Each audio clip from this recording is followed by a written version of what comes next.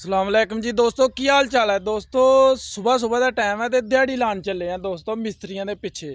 मजदूर बंदे हैं असीं गाइज, तो दिहाड़ी शाड़ी ला के अपना गुजारा करीदा है। छोटा भरा मैनू लान आया है परे चत्तर पिंड है, तो इत्थों उस्ताद होर जाणगे, रोड है परे, रोड ते ला के मैनू चला तो उस्ताद होर जाणगे, उन्होंने मैं दिहाड़ी ते जाना है। ठीक है जी, हुण मोटरसाइकिल अपनी गई है, चैक कर लो।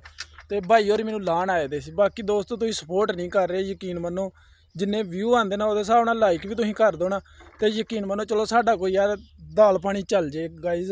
तो किन्नी क देर असीं मजदूरी करनी है, जिन्नी क देर मेरे हिसाब नाल यही है कि जिन्नी क देर साडियां बावां च जान है जां लत्तां च जान है।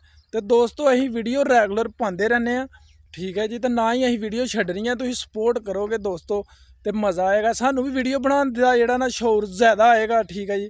तो साडा भी दिल करेगा वीडियो बनाने नूं। अगर तुसीं लाइक शाइक नहीं करना तो फिर यार साडा भी दिल जेहड़ा ना दुखिया हुंदा, साडा भी दिल जेहड़ा ना परेशान हुंदा दोस्तों।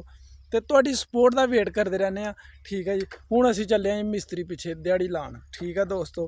तो बाकी सपोर्ट करके दसो, वीडियो शेयर करके दसो, तो साडी वीडियो नूं रीपोस्ट जरूर करियो दोस्तों। मैं तुहाडे कोल यही कहना चाहना कि थोड़ी सपोर्ट तुसीं सानू कर दोगे तो तुहाडा कुछ नहीं जाना।